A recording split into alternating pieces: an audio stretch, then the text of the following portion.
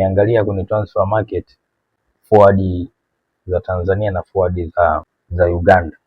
Kwa mfano tukianza na Steven Dese Mukwala. Kwenye transfer market yeye anauzwa euro 150,000. Ambaye tukimsimamisha Samata kwenye transfer market anauzwa euro 800,000. Haya, twende kwa winga Simon Msuva. Sawa. Kwa euro 300,000. Roger Mota anauzwa euro 700,000.